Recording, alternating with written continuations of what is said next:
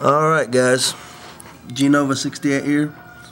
No, you're 243. Yeah, we're gonna do a review here, or maybe show how to adjust the trigger on a Howa model 1500 243. Flip it around. I don't know if you could see that or not, but anyways, yeah, this gun was made famous by DNA Hog Hunter. I think his is chambered in 223. This one doesn't have the thumb hole stock like his. It's just a stainless and a hardwood stock. A few things about it: it's made in Japan. I know buy American whenever you can, but it's a heck of a gun, man. It's a tack driver, shoots real good. I actually bought this gun after seeing DNA with his, shooting some hogs and stuff. I didn't really particularly looking for it. I found it in a used gun rack. I think I paid like 300 bucks for it. It's got a Howa. It's got a Bushnell 3x9x50 on it. I think it's a Bushnell banner scope. You can see right there.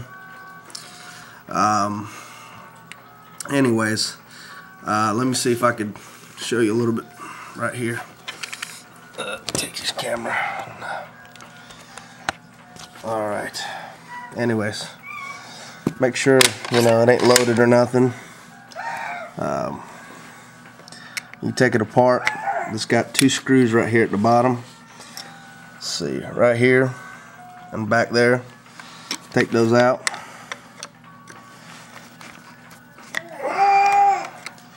Try to do this and film it at the same time. It's kind of hard. Let's see.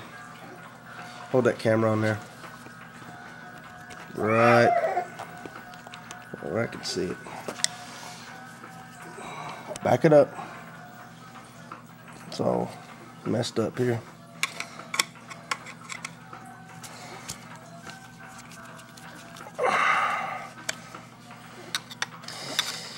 Yeah, this ain't no Big Daddy pain right here like Deep Fried King has, but when it's Hog 30, I believe we can deliver a headshot with it.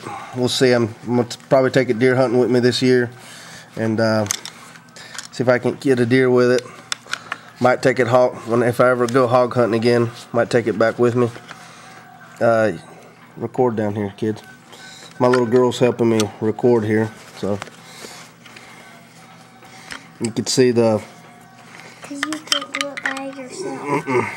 You can see the trigger guard and magazine plate coming out of the bottom. You can say your little girl else is coming. They can hear you.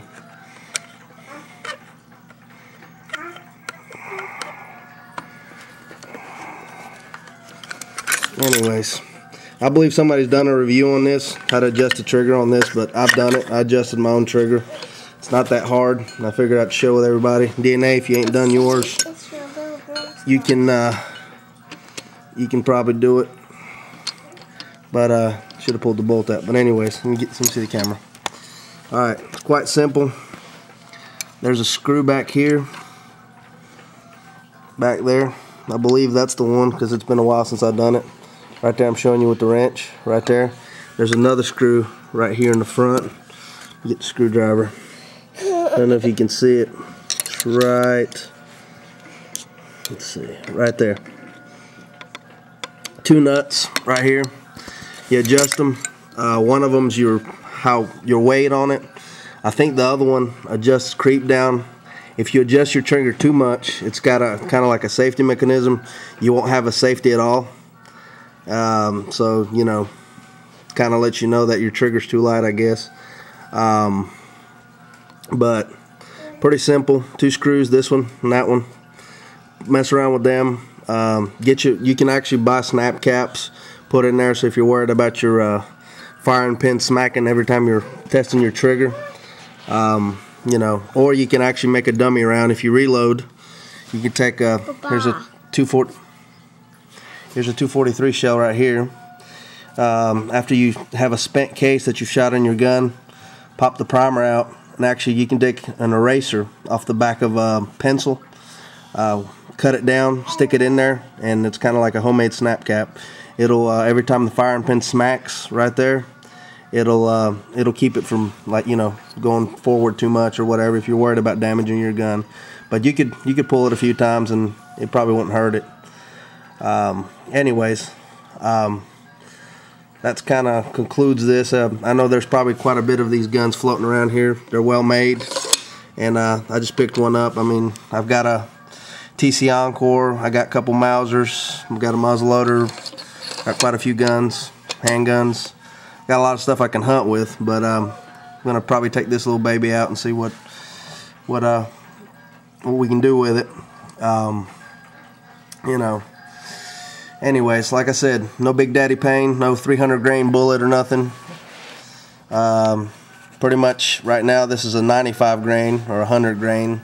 It's pretty much what you're going to be hunting with if you're using a 243. This is 260 right here. This is what I use to kill that hog in my video, and this is what I deer hunt with normally. Very low recoil, but you can see the difference. 6.5 millimeter 260 on your, it's on my right. This one right here, 243, 24 cal for the 243, 26 caliber for the 260, and you can see the difference. There's quite a bit of difference in bullet size between the two. I don't know how clear that's going to be, but you can see side view.